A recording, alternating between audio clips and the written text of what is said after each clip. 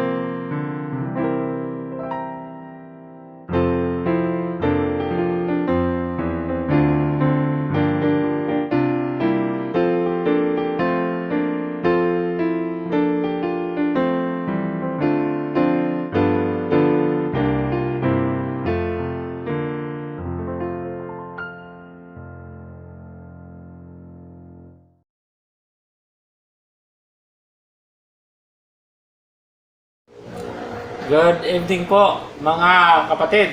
Purihin ang Panginoon na tayo ay nasa panghuling buwan na ng 2021. Sa ating theme sa taong ito, Church, a city on a hill that cannot be hid. Theme verse, Matthew 5:14. Ye are the light of the world. A city that is set on an hill cannot be hid. Sa 2 Corinthians 2:14, Now thanks be unto God, which always causeth us to triumph in Christ, make it manifest the Savior of His knowledge by us in every place. may mga time na akala natin ay si Paul ay lulubog na. Hindi na makaahon. Pero ganun pa man, ang Diyos ay gumagawa ng kaparaanan. At dati, ang Corinthians ay binanatan niya. Pero ngayon, sinabi niya na ang Corinthians ay maging kabahagi niya o naging kabahagi niya sa kaniyang pagtatagumpay. Panalo, mga kapatid, ang mga anak ng Diyos. Sabi nga, walang paring tatalo sa Kristiyano. Sa 2 Corinthians 2:12, furthermore, when I come to Troas to preach Christ's gospel, and a door was opened unto me of the Lord. Nakita natin na kahit saan ka lang magpunta, basta't ang salita ng Panginoon ang iyong dala o ang mabuting balita, akala mo close yan, pero may susi ka dyan. Di ba? Tulad kay Peter na ang susi ay binigay ng Diyos sa kanya. Ito yung ang pagkilala na si Kristo ang anak ng Diyos na buhay. Kaya gano'n na lang ang pag-ibig ni Paul sa pag-share ng salita ng Panginoon. At minamahal niya ang Diyos. Ang daming nangyari sa ating paligid.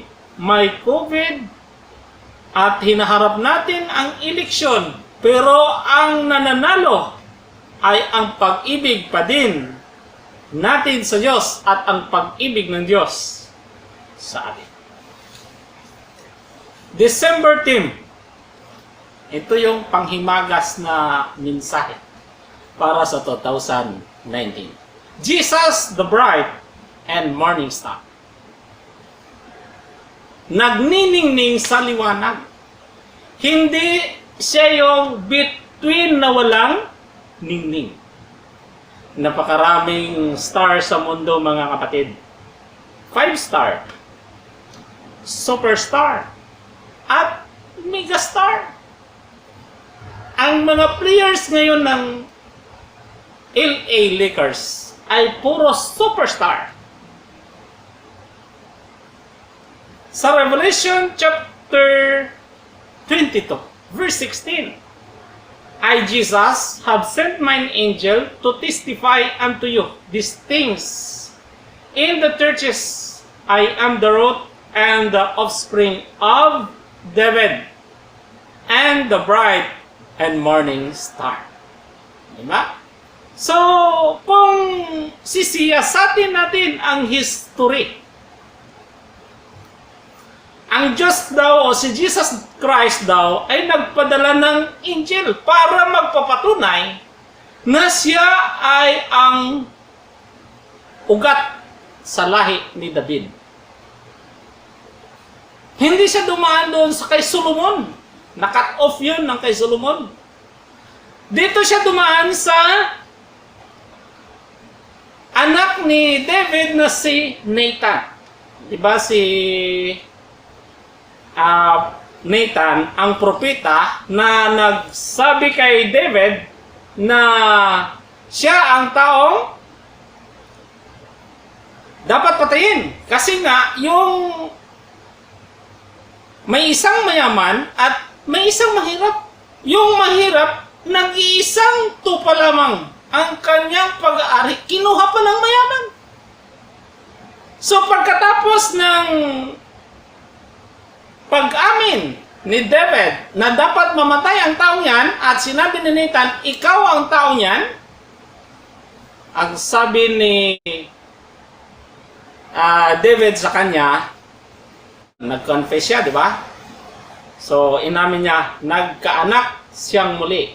At ang pangalan noon ay hinalintulad niya doon sa propetang si Nathan. Doon nanggaling si Jesus Christ.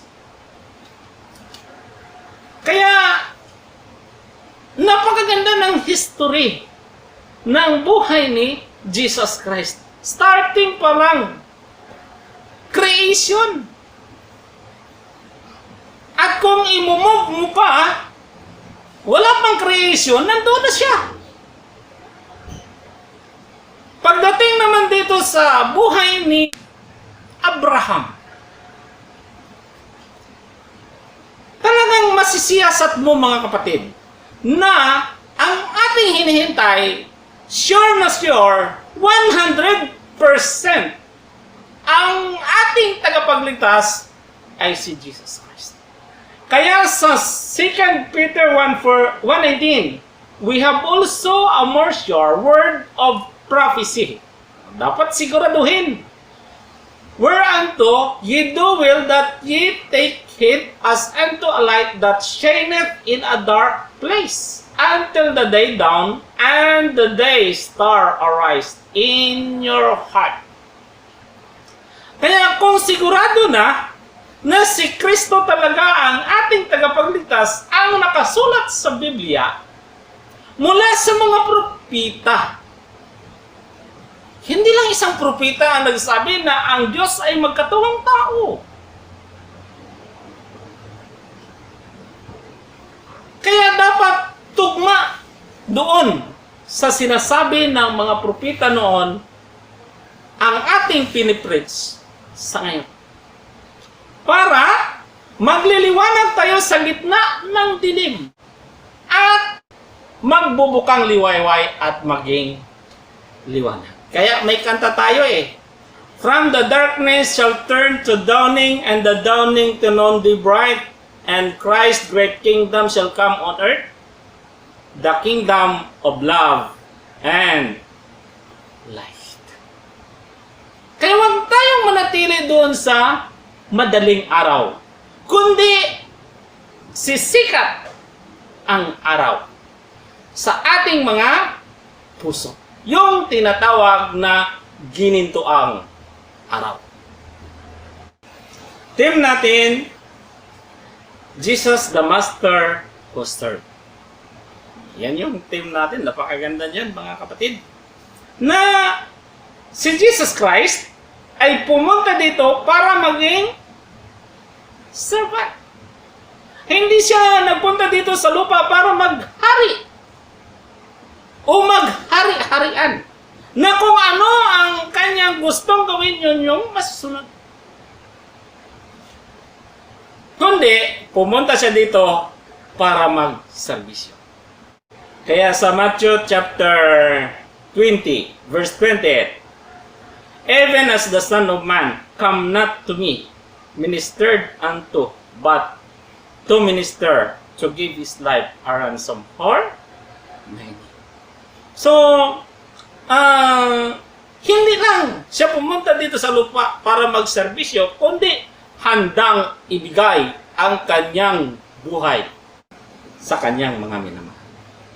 Ang tatalakayin sa mga bata this coming 18 of December ay patungkol sa birthday ni Jesus Christ. So kung birthday ito ni Jesus Christ, dapat siya ang ating reregaluhan. So ano ang aking ireregalo sa Diyos? Pwede buhay ko. Diba? Pag nabigay mo na ang buhay mo sa Diyos, sunod na yung bulsa mo. Mas mabilis magbigay pagka una mong ibinigay ang iyong munting buhay. Sa Romans chapter 12 verse 1, I beseech you therefore, brethren, by the mercies of God, that ye present your bodies a living sacrifice, holy, acceptable unto God, which is your reasonable service. Pagkatapos talakayin ni Paul ang kasalanan at kung paano pinatawad ng Diyos ang kasalanan ito, verse 12, nagmakaawa siya. Present your bodies a living sacrifice, holy, acceptable unto God, which is your reasonable service. Kung tatanungin ka kaya, anong trabaho mo? Makasabi ka kaya nga, naglilinis ng buhay ng tao. Pero siguraduhin natin, mga kapatid, na ang buhay natin ay malinis. Pag ganyan yung attitude ng isang Kristiyano, pupunta ako doon para maglinis ng buhay. Of course, ang susunod mong gagawin, linisin mo ang kapaligiran. So, tingnan natin, mga kapatid, kung paano pinakita ni Jesus ang pag-serve sa Diyos. Number 1, by His life. Sa pag-serve ni Jesus sa Diyos at sa tao, buhay niya ang nakataya dito. Literally, His hour was come. Nalalapit na ang kanyang oras.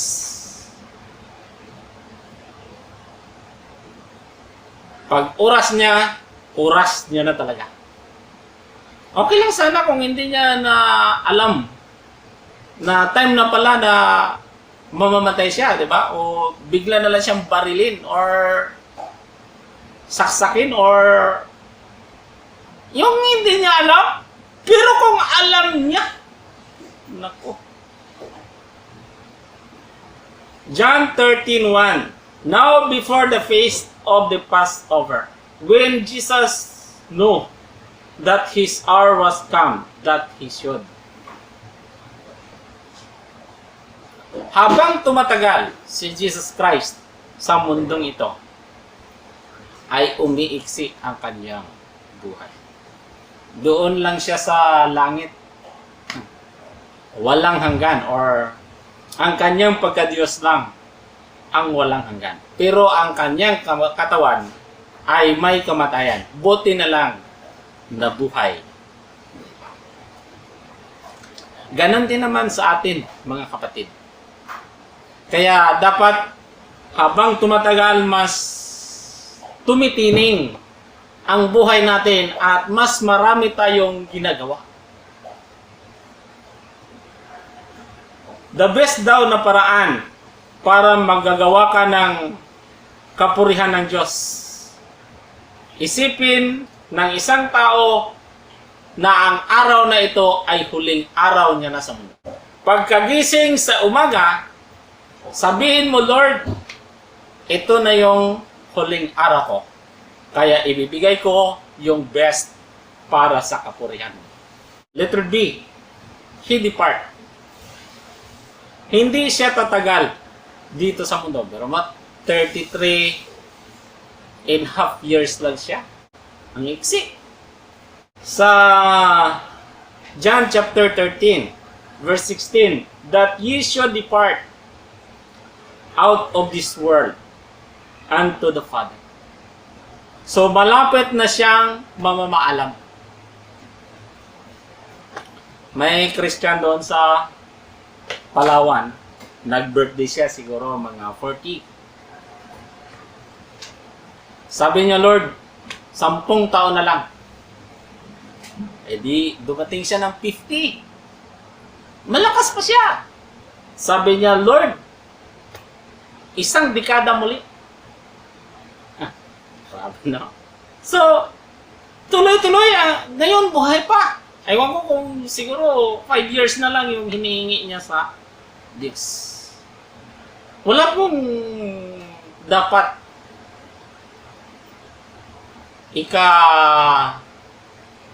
wiwili ang isang Kristiyano dito sa mundo, mga kapatid.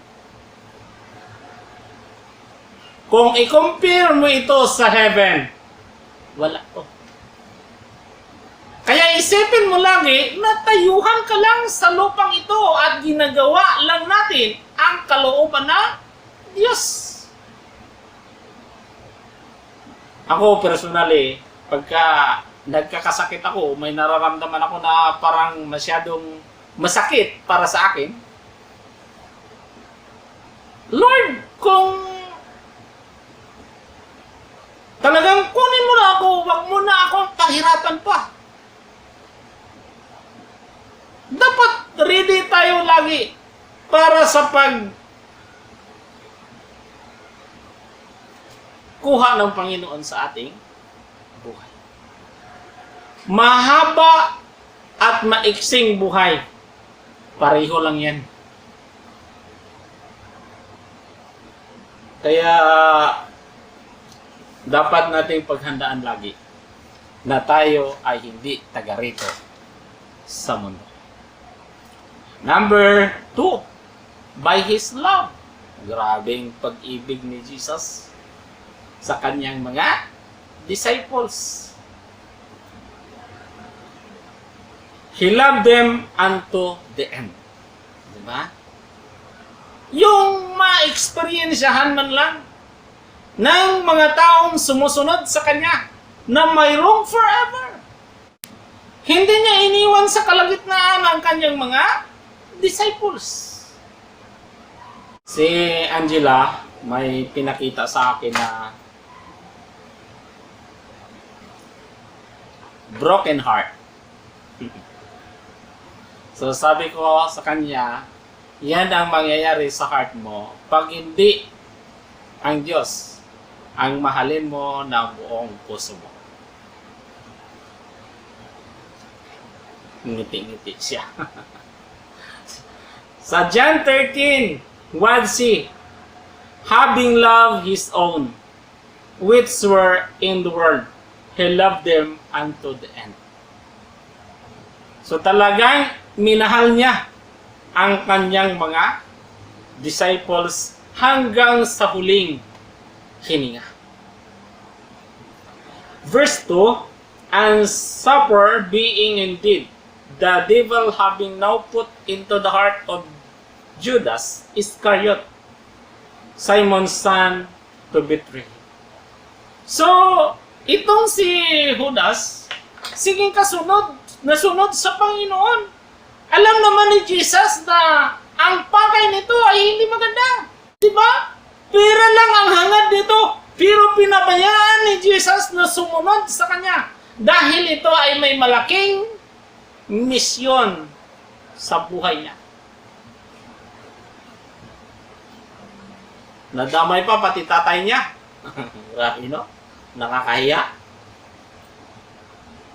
So, nilagay ni Satan, may nilagay si Satan. Ganon yun mga kapatid pagka ang tao hindi Christian. Wala si Kristo sa puso niya, kaya papasukin ni Satan yan. So nilagay ni Satan doon sa puso ni Jesus o puso ni Judas. Kaya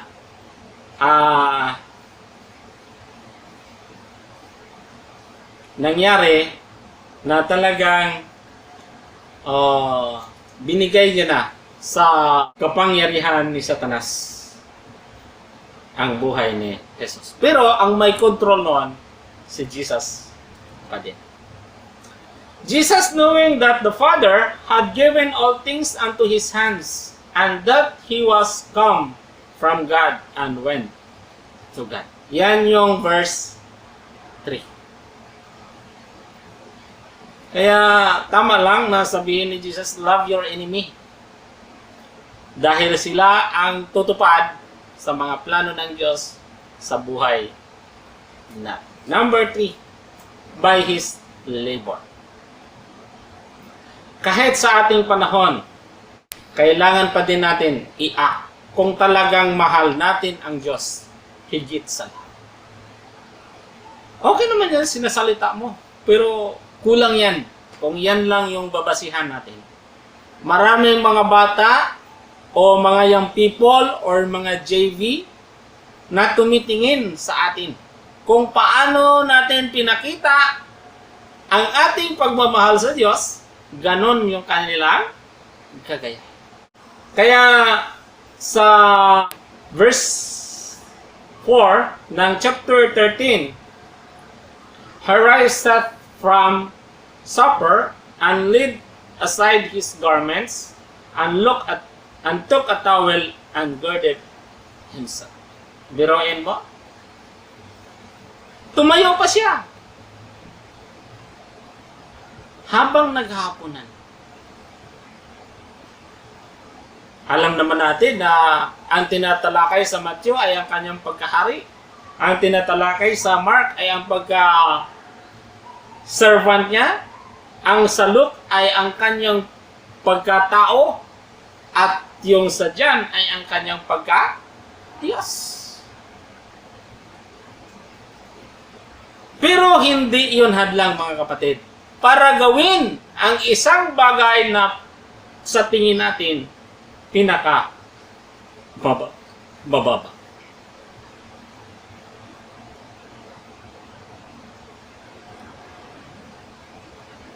Pwede naman siya mag-utos. Pero, hindi niya ginawa. Letter number 2. He poureth water. Hindi niya sinabi, ikaw na lang, Peter, ang maglagay ng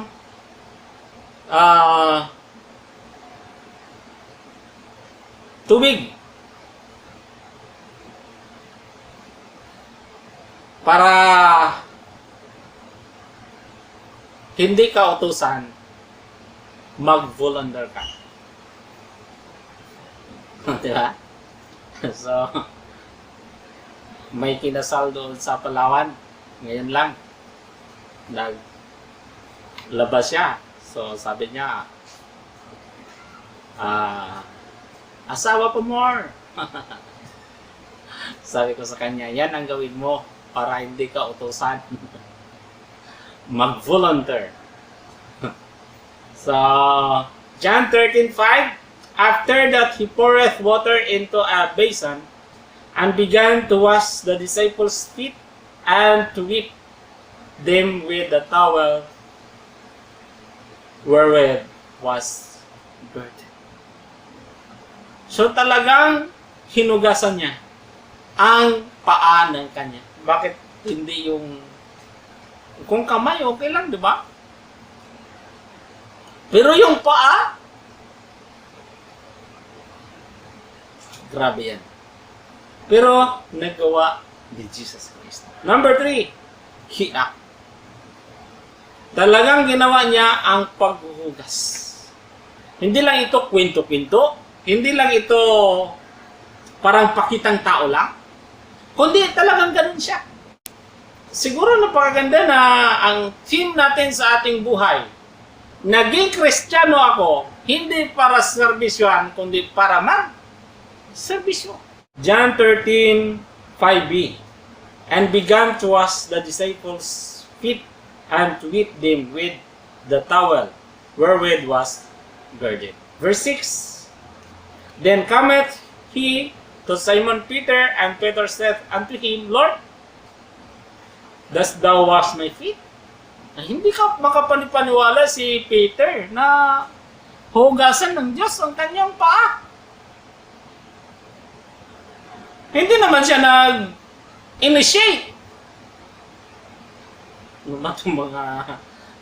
Dapat yung may mga inisyatiba.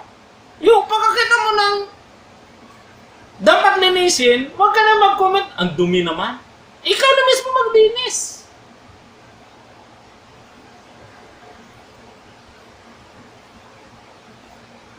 So, napakaganda ng mga ugali na ganyan.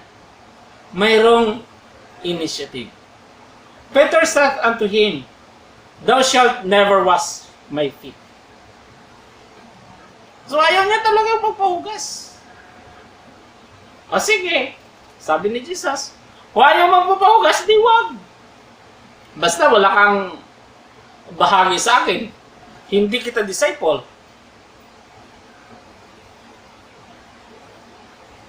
Di ba?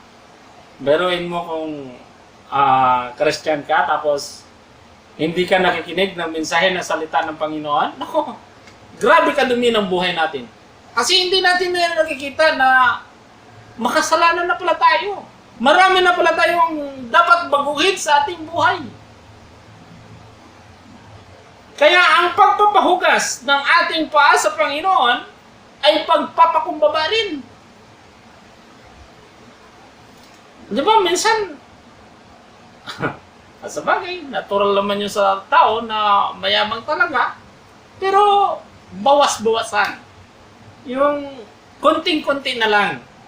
Kaso lang, dumadami yan pagka hindi nakapakinig na salita ng Panginoon. Verse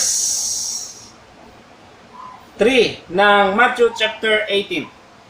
And said, Verily I say unto you, except ye be converted and become as little children, ye shall not enter into the kingdom of heaven. Ito yung pinagkaguluhan nila. Halos mag-away na sila kasi yung nasa isip nila kung sino ang pinaka makapangyarihan doon sa kaharian ng Diyos. Wala sa kanila ang magpaalipin. Wala sa kanila ang gumawa ng mga mabababang bagay. Verse 8, Peter said unto him, Thou shalt never wash my feet. Verse 8b, Jesus answered him, If I wash thee not, thou hast no part with me. Ayaw din ni Peter ng ganyan, na wala siyang bahagi kay Jesus.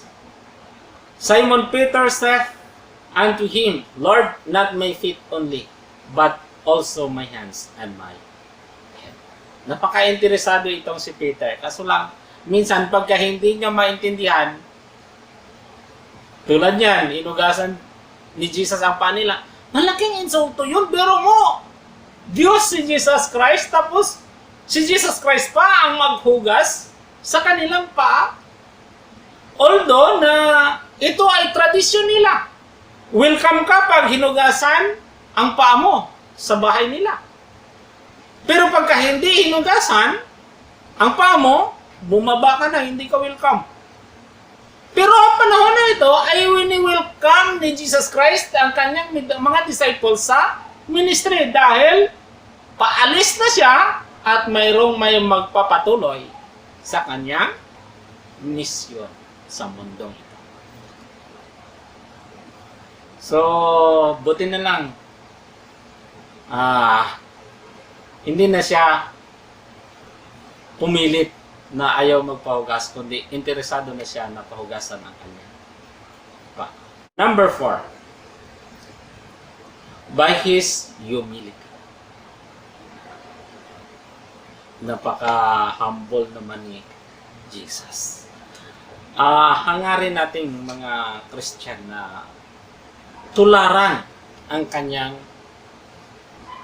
pagkamababang loob. Pero mo, kahit sa krus o kamatayan sa krus ng Kalbaryo ay dinanas niya. Sa John chapter 13 verse 13, Ye call me Master and Lord, o ye say, well, for so I am. Tinatawag niyo akong Panginoon. At ganun nga. Ako nga yun. Kailangan pa ba nilang i-question yun? Sabi na nga ni Jesus siya ay Lord. Mahirap bang intindihin yan?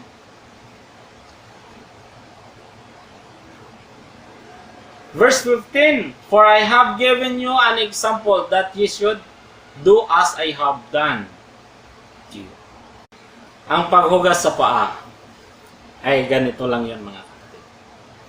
Ang Atlantic Ocean at Pacific Ocean ay nagtagpo. Pero hindi naghalo ang kanilang tubig kasi iba ang component ng bawat isa. Tulad yan sa cooking oil at tubig. Kahit yung mga isda doon sa Atlantic Ocean, hindi magpunta sa Pacific Ocean. Ganon din ang mga isda sa Pacific Ocean, hindi magpunta sa Atlantic Ocean.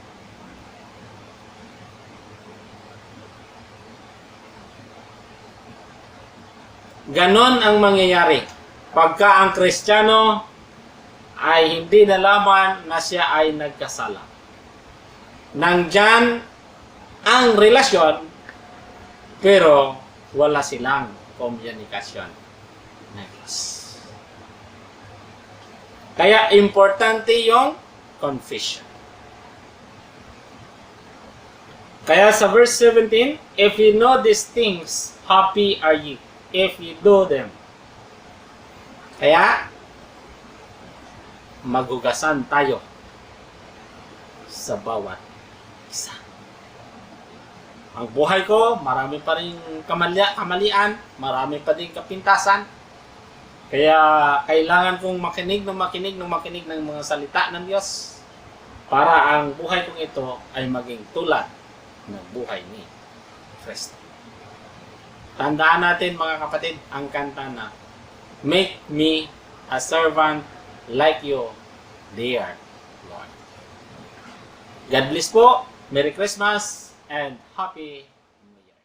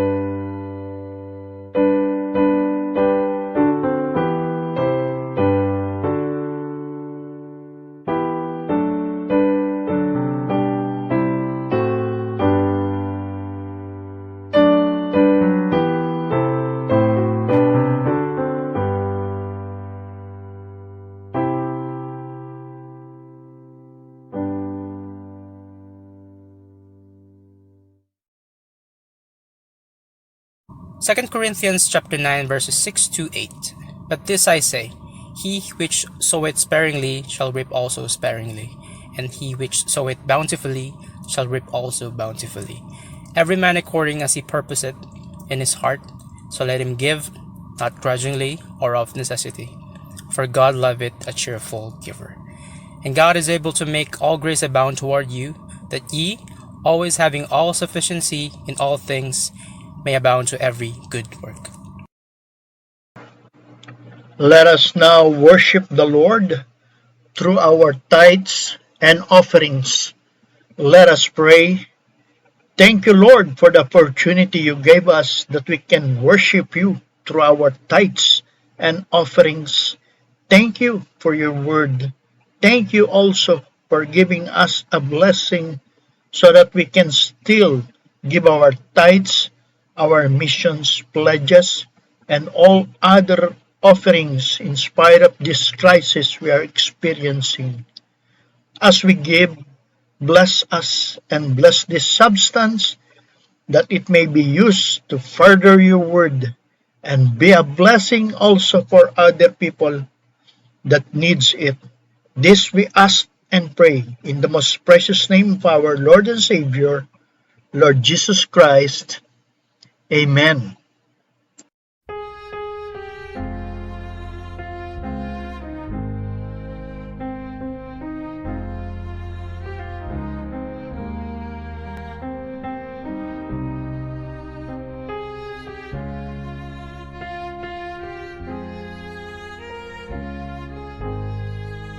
The blood of Jesus speaks for me. Be still, my soul, redeeming love. Out of the dust of Calvary is rising to the throne above. There is no vengeance in his cry, while it is finished fills the sky.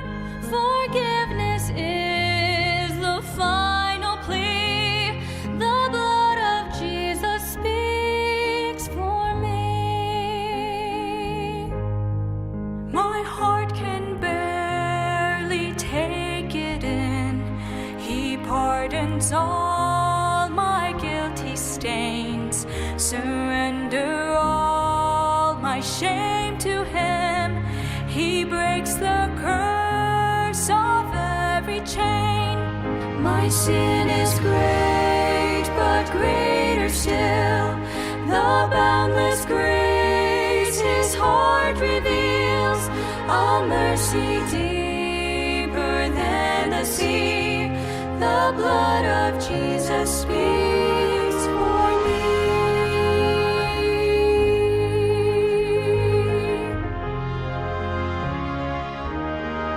When my accuser makes a claim that I should die for my offense, I point him to that rugged frame where I found life at Christ's expense.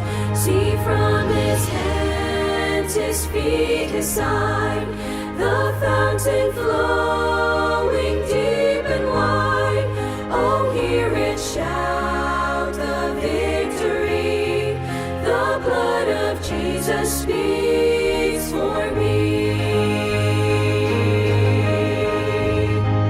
Worthy is the Lamb for sinners slain. Jesus, Lord of all, glory to his name. Heaven crying out, let the earth proclaim. Power in the blood, glory to his name. Worthy is the Lamb for sinners slain. Jesus, Lord of all, glory to his name. Heaven crying out, let the earth proclaim. Power in the blood, glory to his name. Jesus, oh, let my soul arise and sing. My confidence is not in vain. The one who fights for me is King. His oath, his covenant remains.